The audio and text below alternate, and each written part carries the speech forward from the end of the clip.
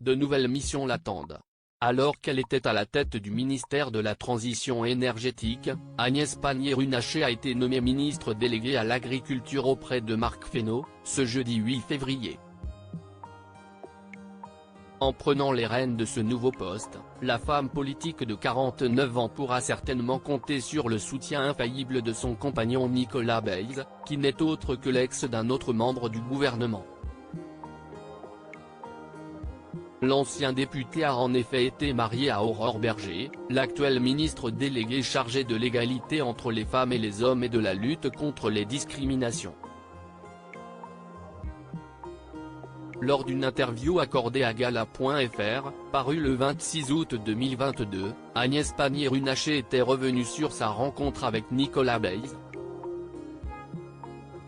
Comme des millions de Français, j'ai rencontré mon nouveau compagnon au travail. Révélait-elle. Après avoir été son conseiller, l'ancien député socialité a été son chef de cabinet lorsqu'elle était ministre déléguée chargée de l'industrie.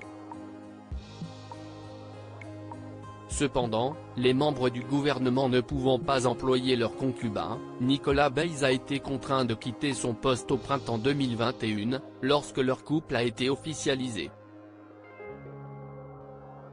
Que la loi ait eu à s'appliquer, c'est normal, et nous l'avons respecté. Mais des opposants s'en sont à nouveau emparés pour m'attaquer. Cela m'a heurté. Ça aussi, c'est médiocre, confiait Agnès Pannier-Runacher auprès de Gala. Fr. Cependant, le couple est resté soudé face à l'adversité. Preuve en est. Très actif sur les réseaux sociaux, Nicolas Bays n'hésite pas à partager quelques clichés de lui et de sa chair et tendre. De quoi amuser la principale intéressée, il est plus communicatif que moi. Supérieur à qui sont les ministres du gouvernement Attal ?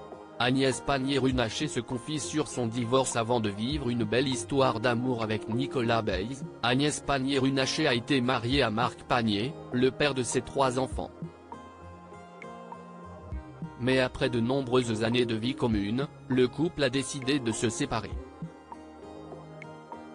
Auprès de Gala.fr, la nouvelle ministre déléguée de l'Agriculture s'était livrée à cœur ouvert sur les raisons de son divorce.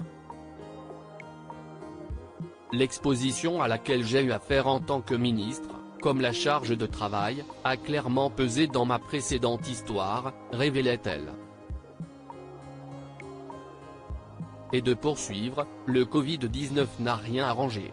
Je travaillais 18 heures par jour, je n'étais pas du tout disponible, dans un moment compliqué pour mon ex-époux.